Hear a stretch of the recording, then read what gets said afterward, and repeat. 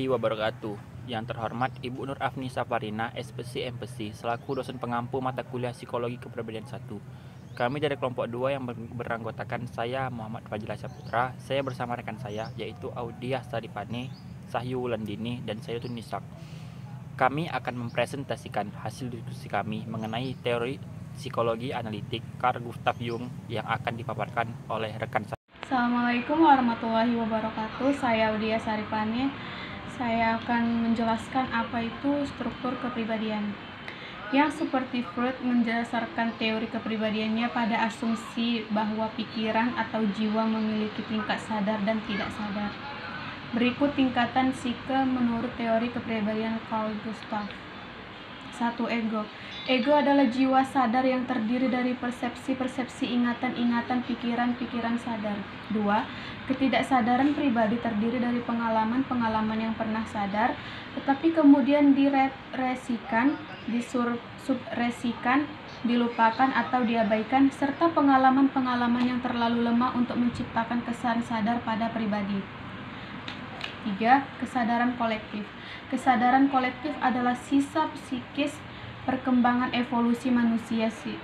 Sisa apabila kebijaksanaan dari ketidaksadaran itu diabaikan oleh ego, maka akan mengganggu proses rasional sadar dengan menguasainya dan membelokkannya ke dalam bentuk yang menyimpang, diantaranya yaitu A. Arketipe adalah suatu bentuk pikiran atau ide universal yang bentuk pikiran ini menciptakan gambaran yang berkaitan dengan situasi tertentu. B. Persona adalah topeng yang dipakai sang pribadi sebagai respons terhadap tujuan topeng adalah untuk tidak selalu ia menyembunyikannya hakikat sang pribadi yang sebenarnya.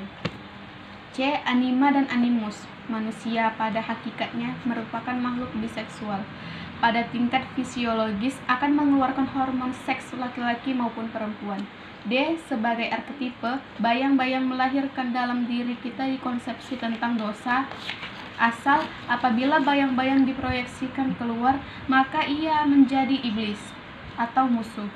E. Diri atau self. Arketipe yang mencerminkan perjuangan manusia ke arah kesatuan diri adalah titik pusat kepribadian di sekitar mana semua sistem lain terkonstelasikan. Nah, di sini saya akan melanjutkan materi yang dibahas dari teman saya. Di sini ada fungsi. Ada beberapa fungsi psikologis fundamental, diantaranya yaitu A. Aktivitas intelektual logis yang menghasilkan rantai ide disebut jenis berpikir dapat baik ekstrovert atau introvert yang tergantung dari sikap dasar orang yang berpikiran ekstrovert.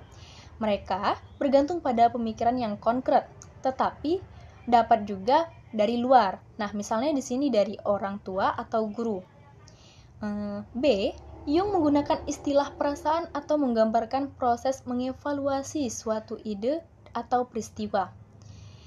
Nah, di sini akan memberi nilai istilah yang cenderung tidak membingungkan, baik dengan penginderaan atau intuisi. Tipe-tipe psikologis, yaitu ada A. Tipe extravert thinking. Orang dengan tipe ini hidup cenderung menekan perasaan dan emosinya. B. Tipe introvert thinking. Orang tipe ini lebih memfokuskan kepada pemikiran ketimbang perasaan dan memiliki keputusan praktis yang sedikit, lebih mendalam terhadap privasi. Yang C.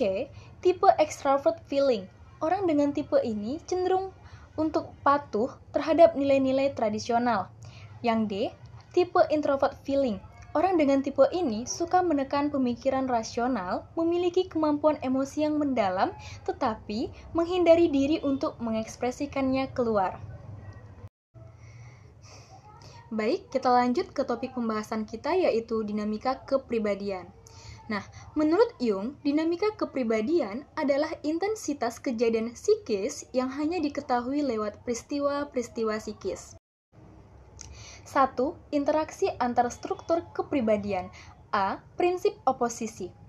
Berbagai sistem, sikap, dan fungsi kepribadian saling berinteraksi dengan 3 cara, yaitu saling bertentangan atau oppose, saling mendukung atau compensate, dan bergantung menjadi kesatuan atau sintes. Nah, B. Prinsip kompensasi. fungsi yang dominan pada kesadaran dikompensasi oleh hal lain yang direpres. Misalnya, kalau sikap sadar mengalami frustasi, sikap tak sadar akan mengambil alih. Yang kedua, energi psikis. Fungsi energi. Interaksi antar struktur kepribadian membutuhkan energi. Jung berpendapat bahwa personality adalah sistem yang relatif tertutup, bersifat kesatuan yang saling mengisi, terpisah dari sistem energi lainnya. Energi psikis bekerja mengikuti hukum termodinamika, yakni prinsip ekuivalen dan prinsip entropi. C. Nilai psikis, ukuran banyaknya energi psikis yang tertanam dalam salah satu unsur kepribadian. Suatu ide atau perasaan tertentu dikatakan memiliki value psikis yang tinggi kalau ide atau perasaan itu memainkan peran penting dalam mencetuskan dan mengarahkan tingkah laku. Berikut tentang perkembangan kepribadian. Perkembangan kepribadian maksudnya di sini adalah manusia tetap berkembang atau berusaha berkembang dari tahap perkembangan yang kurang sempurna ke tahap perkembangan yang lebih sempurna. Dan tujuan dari perkembangan kepribadian ini yakni sebagai bentuk aktualisasi diri. Jung meyakini bahwa kepribadian berkembang melalui serangkaian tahap yang berujung pada keutuhan pribadi atau realisasi diri. Berkebalikan dengan Freud, Jung menggarisbawahi tahap kedua dari kehidupan yaitu periode usia 35 atau 40-an tahun. Ketika seseorang memiliki aspek kepribadian secara bersama-sama untuk mencari tahap realisasi diri. Berikut tentang aplikasi teori individual dalam praktek psikologi. 1. Tes asosiasi kata. Jung bertujuan untuk mengungkapkan perasaan yang bermuatan kompleks. Dan yang kedua, psikoterapi. Ketika menjalani terapi, menurut Jung, kliennya akan melewati 4 tahapan, yakni pengakuan, pencerahan, pendidikan, dan perubahan.